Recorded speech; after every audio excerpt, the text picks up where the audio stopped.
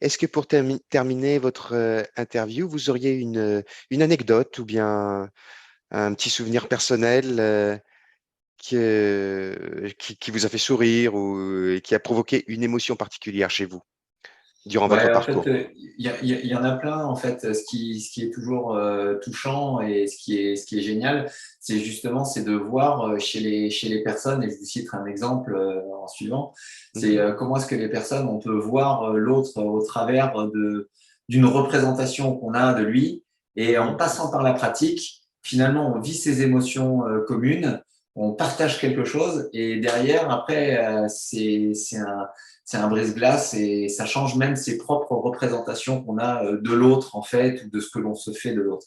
mhm, Et alors, on a organisé un, un challenge national pénitentiaire où on avait associé aussi donc des personnes détenues avec des longues peines et puis des personnes en situation de handicap avec des mhm, handicaps qui sont particulièrement lourds.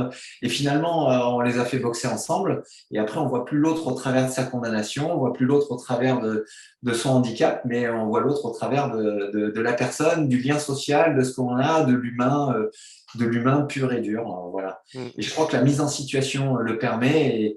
Et c'est vrai qu'on a plein de choses. On organise le 14e challenge national Handibox Gilles Bergeois, où dedans, on a 300 personnes qui viennent.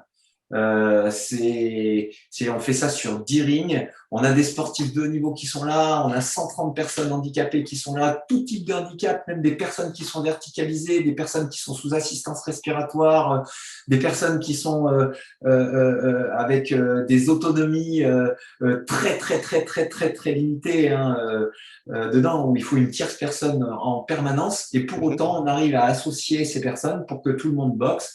Et on peut, j'ai même une autre anecdote, une personne, une femme qui est en fauteuil à mobilité réduite, Mhm. qui a plus de 75 ans, qui boxe et qui fait de la boxe, mais de la boxe éducative, hein, c'est-à-dire avec derrière, où dans ce challenge, il y a une décision et la question, on ne se pose pas la question. Mais ça, il faut le voir, il faut le vivre pour derrière pouvoir le partager.